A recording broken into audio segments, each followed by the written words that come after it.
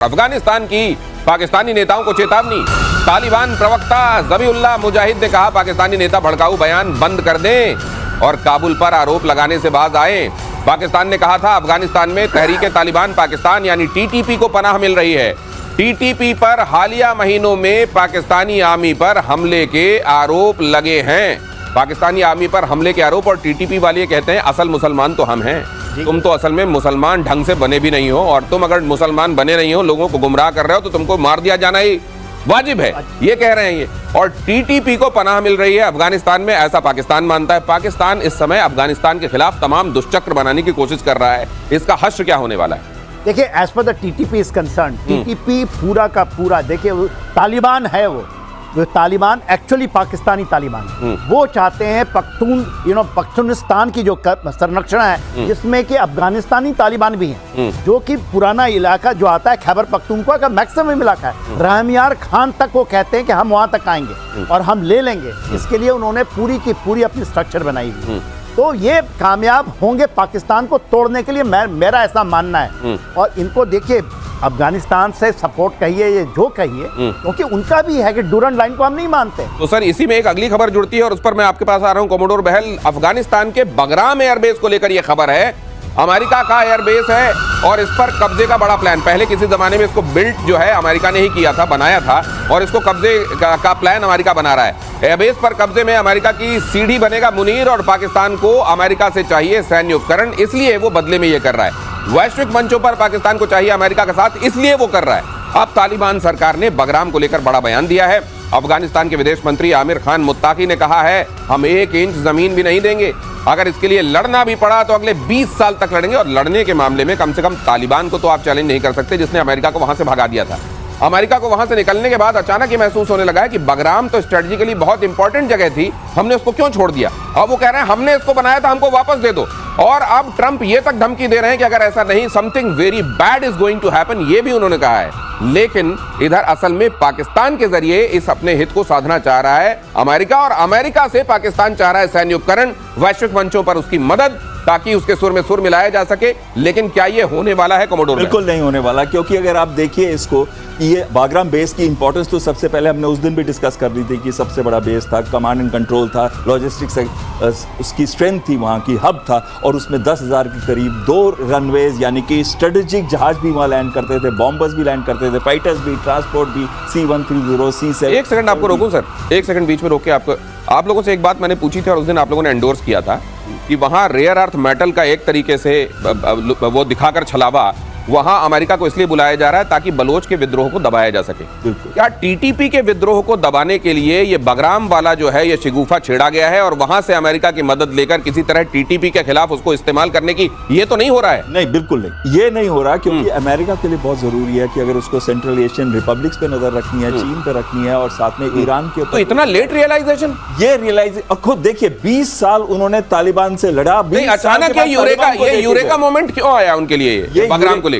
देखिए, eureka movement इसलिए आया क्योंकि चीन की रिलेशनशिप बेहतर होने लग गई है अफगानिस्तान के साथ। ट्राइलैटरल मीटिंग्स हुई थी, तभी ये पाकिस्तान का नाम आप अभी ले रहे हैं, जिसके अंदर फॉरेन मिनिस्टर्स आए थे अगस्त 2025 के अंदर। और उस मीटिंग में ये निर्णय लिए गए थे कि यहाँ पे बेल्ट एंड रोड इनिशिएटिव को इंपॉर्टेंस दी जाएगी और चीन अपना इंफ्रास्ट्रक्चर डेवलपमेंट करने में तो मान लीजिए कि पाकिस्तान के साथ, ठीक है, चाइना से बढ़ती कुर्बत की वजह से अचानक बगराम प्यारा लगने लगा है। लेकिन अगर मान लीजिए पाकिस्तान इसमें सीढ़ी बनता है अमेरिका के लिए बगराम हासिल करने के चक्कर में, पाकिस्तान को टीटीपी की तरफ से और मार पड़ेगी, अफगानिस्तान उसका क्या हाल करने वाला है तालिबान, और क्या अपने मंसूबों में अमेरिका कामयाब होगा बगराम के मामले में? जल्द से ना देखिए, बगराम के बारे में अमेरिका कभी इसको छोड़ना नहीं चाहता। देखिए, ये चीजें 2016 से शुरू हुई थी, जब इन्होंने डोनाल्ड ट्रंप साहब थे, जब आने के बाद उन्हीं के उसमें तो हुआ था, समय हुआ। उन्होंने जब बात किया, कतर को लाए, उसके साथ मीडिएशन करके उन्होंने कहा था बगराम हम नहीं छोड़ेंगे, हमारा कमांड कंट्रोल वहीं होगा, जैसे अल उदीद बेश है वो इसको रहना चाहते थे, और ये बातचीत हो गई थी।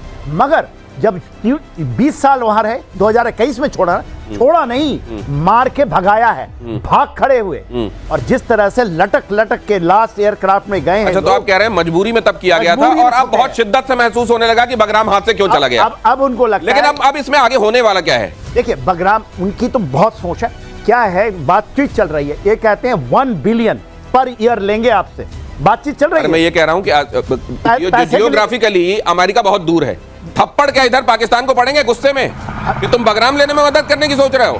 देखिए पाकिस्तान को तो आप छोड़ दीजिए, ये तो ऐसा चीज है, ऐसा मसला जाएगा, ये सोच रहा है ना। मतलब टीटीपी के हमले और तेज होने वाले हैं क्या आने वाले दिनों में? ये देख लीजिए, बगराम जितना होगा टीटीपी के हमले उतने ज्यादा होंगे पाकिस्तान। स्टेटमेंट देखिए इसकी, क्या स्टेटमेंट आई, भड़काऊ बयान मत दें, उंगली मत उठाएं, अपनी प्रॉब्लम को खुद सॉल्व करें, क्या क्या नहीं तालिबान ने इनको बोल दिया। वही चीज जो पाकिस्तान हमारे साथ करता है, चाहे वो पठानकोट का हमला था या मुंबई का हमला था, हमने तो एक कसाब को एक विजिबल प्रूफ भी दिया था। तो क्या कर लिया पाकिस्तान ने? हमने उनको डोजेस दिए हंड्रेड्स, तो उन्होंने क्या कर लिया? अब वही चीज वो अफगानिस्तान भी उनको यही कह रहा है कि पनपने वाले तो तुम्हारे देश के अंदर है, आतंकी, तुम उन पे एक्शन लो। हाँ, ये बताओ कि कहां पे है हमारे देश के अंदर। और वो अगली खबर ले लेता हूं सर, फिर आता हूं आपके पास। शहबाज शरीफ की लंदन में नौटंकी देखिए जरा।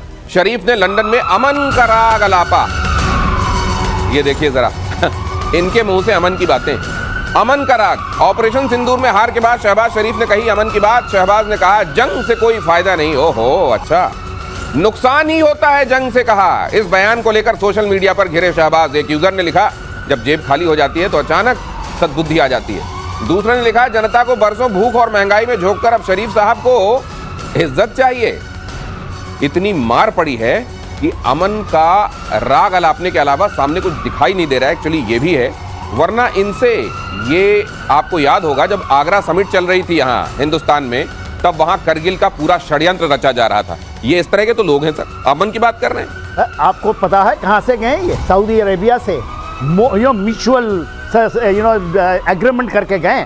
उसके बाद वहां क्या बोलते हैं, कश्मीर की राग अलापे कि कश्मीर हमारा है और हम उसके लिए कुछ इनके मुंह से अमन कैसा लगता है? देख लीजिए, इनको सुनने जो वहां लोग आए थे वो कौन होंगे? आपको जाहिर है पाकिस्तानी मूल के लोग होंगे, पाकिस्तान प्रशंसक होंगे, वहां पे गए थे इनको सुनने।